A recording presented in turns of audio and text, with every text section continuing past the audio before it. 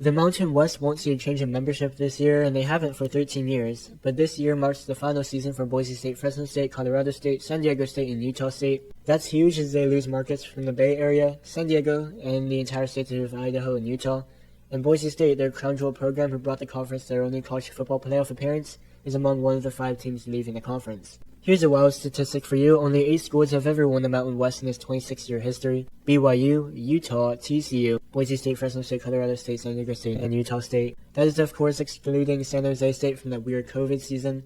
But by 2026, the departure of those 5 schools mean that every team to have ever won the Mountain West Championship will have left the conference. But for 2025, Boise State should still be a force to be reckoned with and probably the group of 5 favorite to make the college football playoff. I would argue that the loss of Heisman Trophy runner-up Ashton Jeanty won't hurt the team as much as one might think. It will definitely spread out the offensive attack and won't make the offense so one-dimensional. The Broncos boast the return of quarterback Maddox Madsen, a veteran offensive line, and the 1-2 punch of Dylan Riley and Fresno State transfer Malik Sherrod. Also, they only have to play one power conference team. They get to play UNLV, Fresno State, and Colorado State all at home. UNLV will remain a title threat after lavishing the largest contract in conference history in Dan Mullen. Mullen has 13 years of head coaching experience, all in the SEC and winning over 100 games. The Rebels lose 10 All-Mountain West players from a year ago and only return 2 starters, 1 on each side of the ball. But they do boast an experienced staff, as well as transfer quarterbacks Alex Orji from Michigan and Anthony Colandrea from Virginia battling for the starting job. Both are dual-threat quarterbacks, and as of now, Colandrea has proven himself more and has more experience.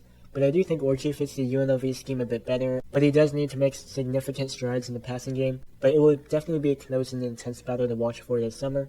In 2024, San Jose State's pass-first offensive scheme worked under Nui Matalolo's first year as head coach. I was hesitant on the Spartans before the season because Nui Matalolo led the triple-option run game at Navy, but the Spartans' passing attack ranked 5th in the nation, and they returned an experienced offensive line in hopes of improving the run game, which ranked all the way down at 130th.